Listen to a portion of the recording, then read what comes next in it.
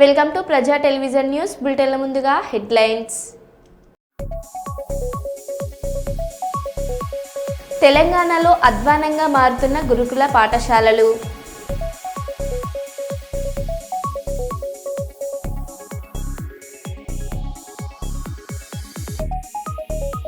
కేసీఆర్ పై TPCC chief సంచలన వ్యాఖ్యలు.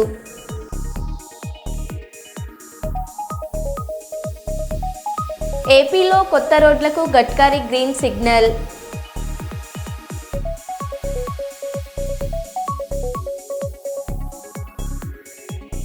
నగరంలో మెరుపు తనిఖీలు, నేరాలపై పోలీసుల కట్టుదిట్టు పహారా.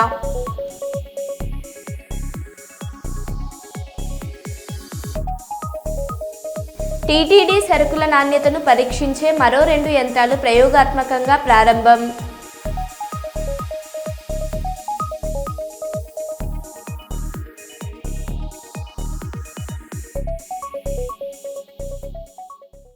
ఇక వివరాల్లోకి వెళ్తే, హన్మకొండ జవహర్లాల్ నెహ్రూ స్టేడియంలో అథ్లెటిక్ ఫెడరేషన్ ఆఫ్ ఇండియా మరియు sports authority of Telangana athletic association ఆధ్వర్యంలో జరిగిన 11వ తెలంగాణ అథ్లెటిక్ ఛాంపియన్షిప్ అండర్ 20లో ముఖ్య అతిథులుగా హాజరైన వరంగల్ పశ్చిమ నియోజకవర్గ శాసనసభ్యులు నాయన్ రాజేందర్ రెడ్డి, వర్ధనపేట నియోజకవర్గ శాసనసభ్యులు కేఆర్ నాగరాజు ఈ సందర్భంగా ఎమ్మెల్యేలు పరుగు పందెం, లాంగ్ జంప్, హై జంప్ క్రీడలను జెండా ఊపి ప్రారంభించారు. అనంతరం కార్యక్రమాన్ని ఉద్దేశించి ఎమ్మెల్యే మాట్లాడారు. Telangana state junior and senior athletic championship లో పాల్గొన్న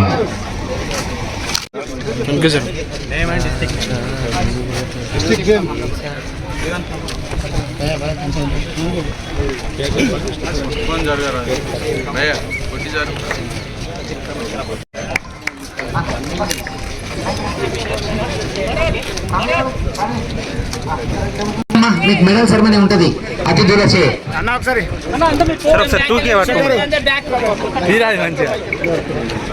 కొంచెం వెనక ఉండడం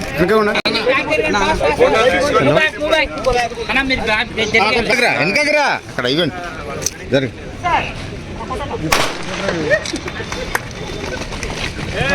ఆపలి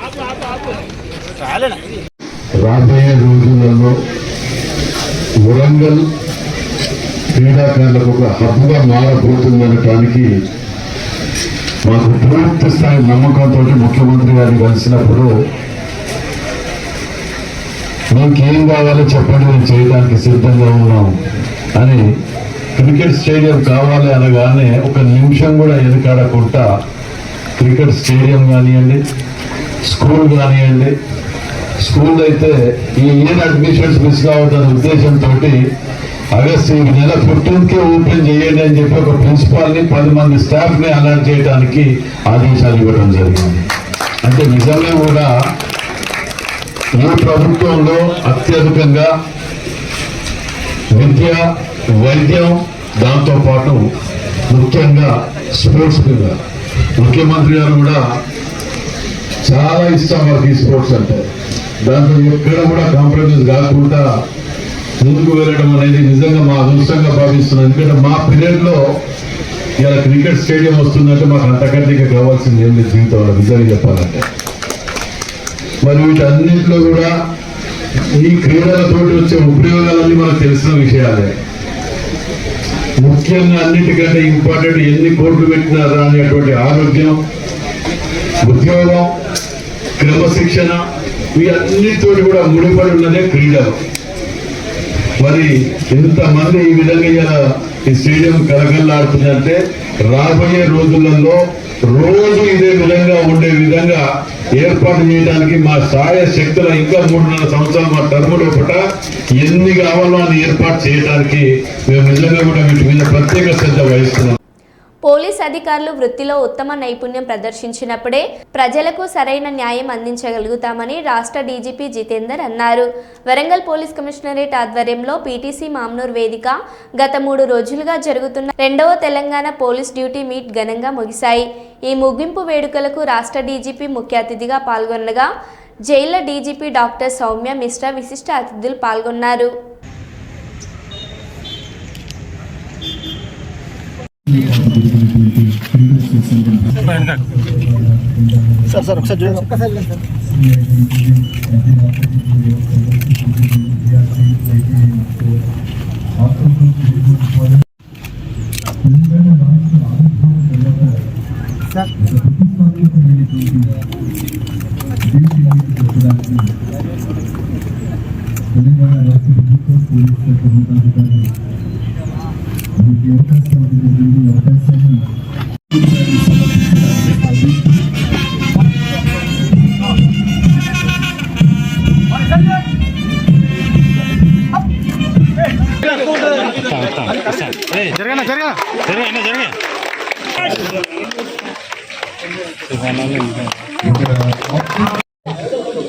Winner CID Hyderabad.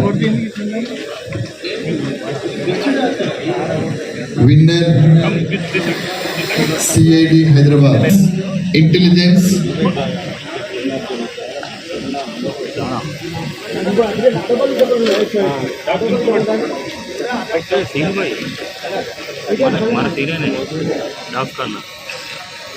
Runners Intelligence. Winners. Okay.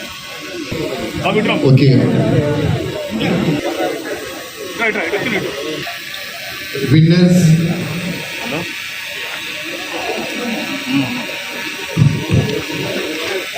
Commissionerate. Total 3 medals. దూరం రండి అందరూ కూర్చోండి ఆడ కూర్చోండి మంచిగా పాటు అద్భుతంగా జరిగినటువంటి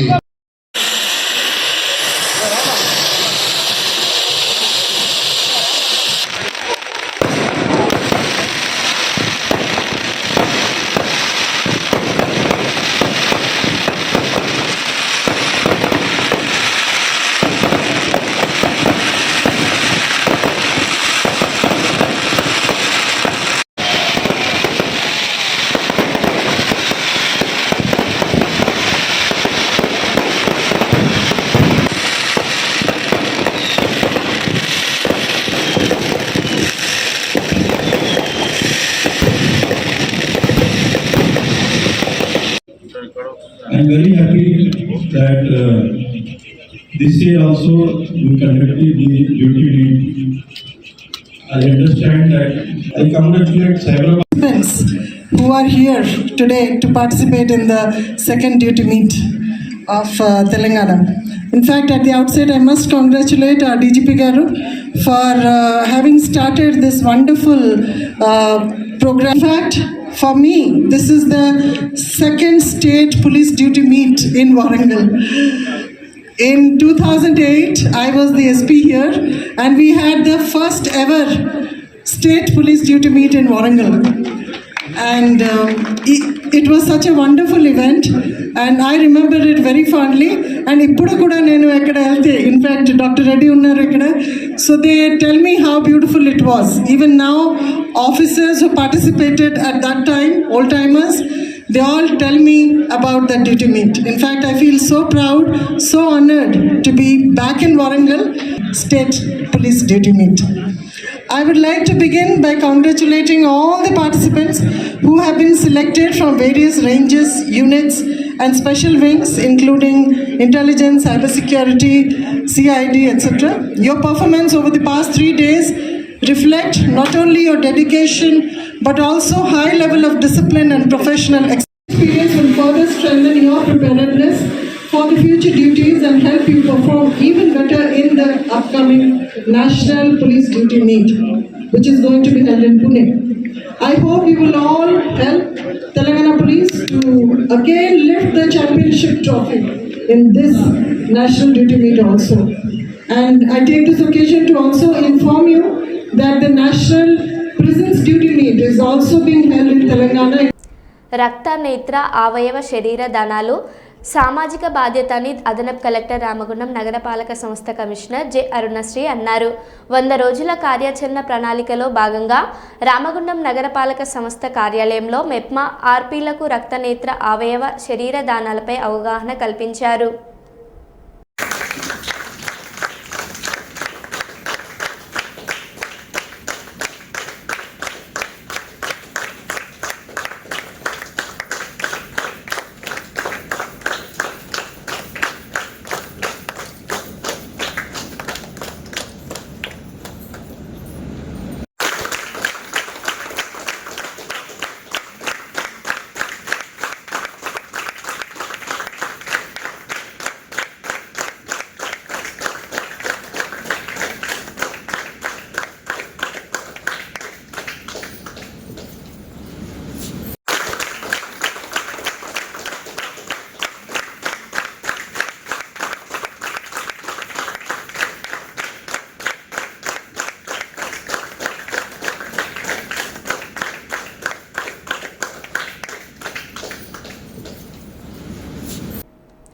నగరంలో మెరుపు తనిఖీలు, నేరాలపై పోలీసులు కట్టుదిట్టు పహారా.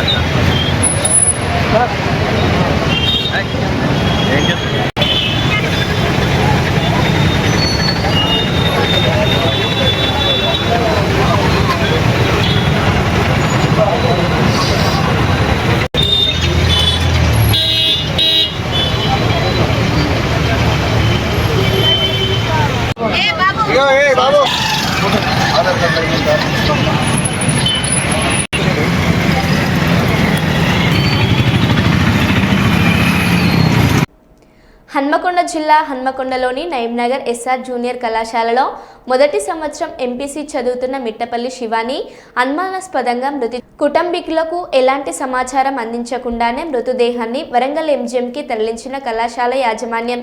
చప్పుడు కాకుండా మృతదేహాన్ని ఎంజీఎంకు మార్చురీపై తరలించడంపై పలు అనుమానాలు వ్యక్తం చేస్తున్నారు.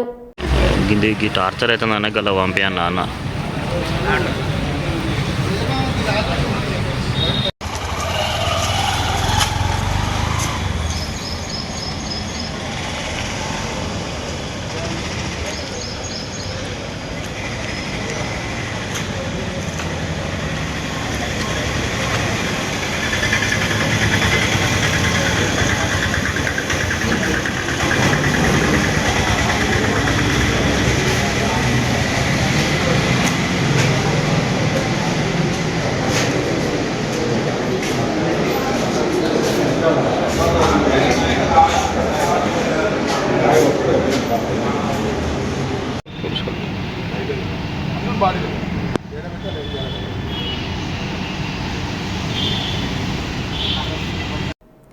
ఆంధ్రప్రదేశ్ మంత్రి నారా లోకేష్ బనకచెర్ల కోసం వరద నీరు తీసుకోపోతే ప్రాంతీయత్వం రెచ్చగొడుతున్నారని అంటున్నారు. నికర జలాలు, మిగులు జలాలు, వరద జలాల గురించి ముందు తెలుసుకోండి. తెలంగాణకు ఆనాడు ఉమ్మడి ఆంధ్రప్రదేశ్లోని నీటి లభ్యత దృష్ట్యా 968 టీఎంసీలు, తెలంగాణకు 531 టీఎంసీలు ఆంధ్రప్రదేశ్కి ఇచ్చిన తర్వాత ఆ నికర జలాల మీద మిగులు జలాలు తీసుకున్న తర్వాత వరద జలాల గురించి ఆలోచించాలి. వరద జలాల లభ్యతపైన ప్రాజెక్టులు నీటి వినియోగం పూర్తి అయిన తర్వాత వరద జలాలు లెక్కలోకి వస్తాయి. అది తెలియకుండా ప్రజలను మభ్యపెట్టి ఆంధ్రప్రదేశ్ ప్రజలను మోసం చేసే విధంగా ప్రయత్నం జరుగుతున్న పరిస్థితి. 531 టీఎంసీ ఆంధ్రప్రదేశ్కి ఇచ్చిన తర్వాత ఆ నికర జలాల మీదుగా మిగులు జలాలతో తీసుకున్న తర్వాత వరద జలాల గురించి ఆలోచించాలి. వరద జలాల లభ్యత ఈ ప్రాజెక్టులన్నీ పైన ఉండబడేటువంటి ప్రాజెక్టులు ఆ నీటి వినియోగం పూర్తి అయిన తర్వాత వరద జలాల లెక్కకు వస్తుంది. అది తెలియకుండా ప్రజలను మభ్యపెట్టి ఆంధ్రప్రదేశ్ ప్రజలను మోసం చేసే విధంగా ప్రయత్నం జరుగుతున్నటువంటి పరిస్థితి ఇది. తెలంగాణ ప్రజలకు సంబంధించిన హక్కు ఆనాడు ట్రిబ్యునల్స్, కేంద్ర ప్రభుత్వాలు నిర్ణయం చేసిన ప్రకారంగా మా నీటిని ఒక చుక్క కూడా వదిలిపెట్టుకోలేం. గతంలో ప్రభుత్వం ఏదైనా పొరపాటు చేస్తుంటే మీరు ఒక పద్ధతి ప్రకారంగా ఉండాల్సినటువంటి సీనియర్ నాయకుడు చంద్రబాబు నాయుడు గారు, వారి పట్ల అందరికీ గౌరవం ఉంది. కానీ ఈ దిశలో నీటికి సంబంధించిన అంశంపై ఇరు రాష్ట్రాలు ఘర్షణ వాతావరణం తెచ్చుకోవడం మంచిది కాదు. మా ప్రాజెక్టులు ఏదైతే గోదావరి మీ ప్రాజెక్టు పైన ఉన్నటువంటి పైన నీళ్లకు సంబంధించిన మా లభ్యత, నికర జలాల లభ్యత, మిగులు జలాల లభ్యత ఉపయోగించుకున్న తర్వాత వరద జలాలు సముద్రంలో కలవాలని ఎవరు కోరుకోం. సముద్రంలో కలిసే నీళ్లు మీరు వాడుకుంటే మాకు అభ్యంతరం లేదు. కానీ మా కోట, మా వాటా, మా నీళ్ళ యొక్క వినియోగం పూర్తి కాకముందే మీరు వరద జలాల పేరు మీద దాన్ని ఏదో చేస్తున్నామని చెప్పి దాన్ని ప్రాంతీయ అసమానతలు రెచ్చగొడుతున్నటువంటి మాట తేవడం పొరపాటు. మేము మా రాష్ట్ర ప్రయోజనాలు, మా రాష్ట్ర రైతుల హక్కుల కోసం బాజాప్తా మాట్లాడతాం, మేము కాపాడుకుంటాం. మీ రాష్ట్ర ప్రయోజనాల కోసం కాపాడుకోండి, కానీ రాష్ట్ర ప్రజలను మోసం చేసే విధంగా తప్పుడు సమాచారం ఇవ్వదని కోరుతాము. హన్మకొండ జిల్లా కమలాపూర్ మండల కేంద్రంలోని ఎస్సీ బాలుర వసతి గృహాన్ని జిల్లా కలెక్టర్ స్నేహ శబరీష్ ఆదేశానుసారం సందర్శించి విద్యార్థుల సమస్యలను తెలుసుకున్న మండల పరిషత్ అభివృద్ధి అధికారి గుండెబాబు ఈ సందర్భంగా హాస్టల్లోని పరిసరాలను పరిశీలించి విద్యార్థులకు అందించే భోజనంలో నాణ్యత పాటించి ప్రభుత్వ మెనూ ప్రకారం భోజనం అందజేయాలని వార్డెన్ రాజన్నకు సూచించారు. విద్యార్థులు కష్టపడి చదువుకొని ఉన్నతంగా ఎదగాలని అన్నారు. విద్యార్థులతో కలిసి భోజనం చేశారు. అనంతరం విద్యార్థులతో హాస్టల్లోనే నిద్రించారు. నీ మైండ్, నీ ఫోకస్, నీ బ్లడ్, నీ నరాలు, నీ నర్వ్స్ అన్నీ కూడా ఒకటి ఫోకస్ చేయి చదువు మీద. ఇప్పుడు మీరు కష్టపడినంత చదివితే రేపు పొద్దున మంచి గొప్ప గొప్ప ఆఫీసర్స్ అయ్యి మీ తల్లిదండ్రుల పేరు, మీ అమ్మ కూలిపోతుంది, మీ నాన్న కూలిపోతుంది. కష్టపడి వాళ్ళు రెక్కలు బొక్కలు చేసుకొని గుడాలు మంచిగా ఉన్నాయా లేకపోతే ఉంటాయా? వండేటప్పుడు మీకు ఎన్నికలు కూడా పడొద్దని చెప్పే గెలిచింది మాకు అట్లా. దేనికోసం? పిల్లల కోసమా? ఎట్లా పట్టుకుంటారు? ఎక్కడికి వస్తాయని మనకి ఇప్పుడు ఎక్కడ ఇచ్చినావా?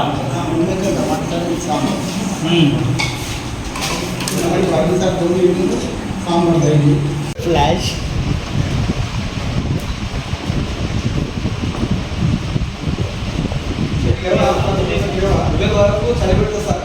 గౌరవ జిల్లా కలెక్టర్ హన్మకొండ గారి ఆదేశాల మేరకు కమలాపూర్ మండలంలో ఉన్నటువంటి ఎస్సీ హాస్టల్ను విజిట్ చేయడం జరిగింది.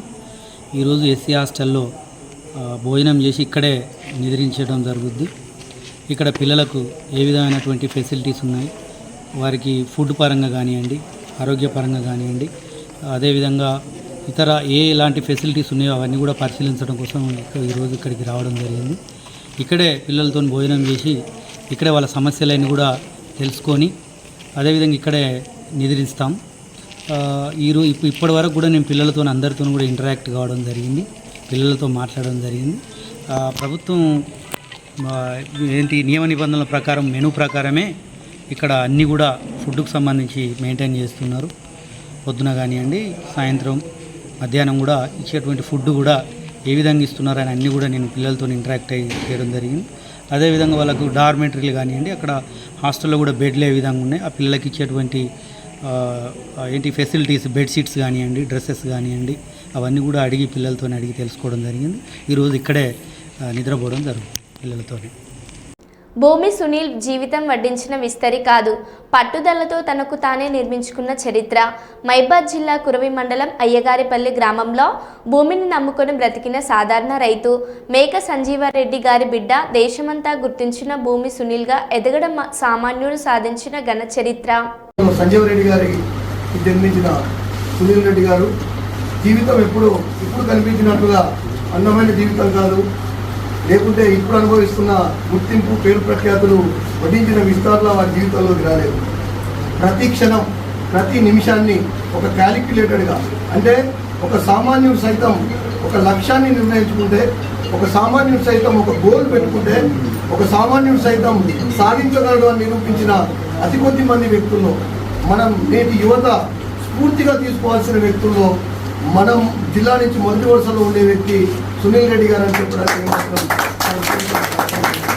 అయ్యగారిపల్లి గ్రామం అనే ఒక రైతు కుటుంబంలో, ఒక భూమిని నమ్ముకొని బతికిన కుటుంబంలో జన్మించిన సునీల్ రెడ్డి ఈరోజు రాష్ట్రం మొత్తానికే భూమాత అనే పేరుతో ఒక దశ నిర్దేశం చేయగల రూపశిల్పిగా భూమి సునీల్గా మారడం వెనుక అనేక ఎత్తుపలాలు ఉన్నాయి, కష్టసుఖాలు ఉన్నాయి, నిద్రలేని రాత్రులు ఉన్నాయి, అన్నం తినని రోజులు ఉన్నాయి. వారు చదువుకున్నప్పటి నుంచి కూడా నాకు తెలుసు, నాకంటే సరే వారు ఇప్పుడు చాలా ఉన్నత స్థాయిలో ఉన్నప్పటికీ వయసులో నాకంటే కొంత చిన్నవారే కాబట్టి నేను కురవిలో ఆయన చదువుకున్నప్పటి నుంచి నేను చూశాను.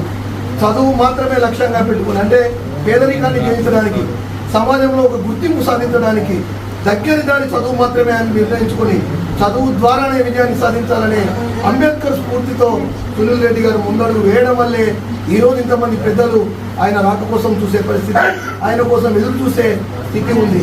ఇది వారి గొప్పతనాన్ని మనలో స్ఫూర్తిగా తీసుకోవాలి. కష్టపడితే ఏ పేదింటి బిడ్డ అయినా ఒక గొప్ప వ్యక్తి కాగలడని మనకు అంబేద్కర్ నిరూపించాడు, మన అబ్రహం లింకన్ నిరూపించాడు. అవన్నీ చరిత్ర అయితే మన కళ్ళ ముందు కనిపించే చరిత్ర లేక సునీల్ రెడ్డి గారు. కాబట్టి వారు మహబూబాద్ జిల్లాకు వచ్చిన సందర్భంగా వారి సోదరుడిగా మిత్రుడిగా వారిని కలుసుకోవాలని, ఇంకా చెప్పాలంటే వారి గురించి ఒక పెద్ద చరిత్ర, ఒక పుస్తకమే తయారు చేసేంత చరిత్ర ఉన్నప్పటికీ సమయం కాలాతీతమైంది. ఇప్పటికే వారు పొద్దున్న నుంచి పర్యటనతో ఉన్నారు కాబట్టి మళ్ళీ మనం కలుసుకుందాం, వారి గురించి ప్రత్యేకంగా మాట్లాడుకుందామని తెలియజేస్తూ నాకు అవకాశాన్ని ఇచ్చిన ఎమ్మెల్యే గారికి, అదేవిధంగా సోదరుడు మధుకర్ అన్నకు ప్రత్యేకంగా ధన్యవాదాలు తెలియజేస్తూ, సునీల్ అన్నకు మరొకసారి అభినందన తెలియజేస్తూ మరింత గొప్ప స్థితికి చేరుకోవాలని, మన జిల్లా పేరును మరింత గొప్పగా దేశం గర్వించే విధంగా తీర్చిదిద్ది అనేక మంది పేద బిడ్డలకు స్ఫూర్తిని అందించే విధంగా సునీల్ కావాలని, ఈ భూమి ఉన్నంతకాలం ఆయన పేరు నిలబడాలని కోరుకుంటూ ముగిస్తున్నారు. చంద్రబాబు అడిగారు వేదికపైనే గడ్కరీ ప్రకటించారు. రాష్ట్ర పర్యటనలో భారీ ప్రాజెక్టులను మంజూరు చేస్తూ ప్రకటన చేసిన కేంద్ర మంత్రి గడ్కరీ.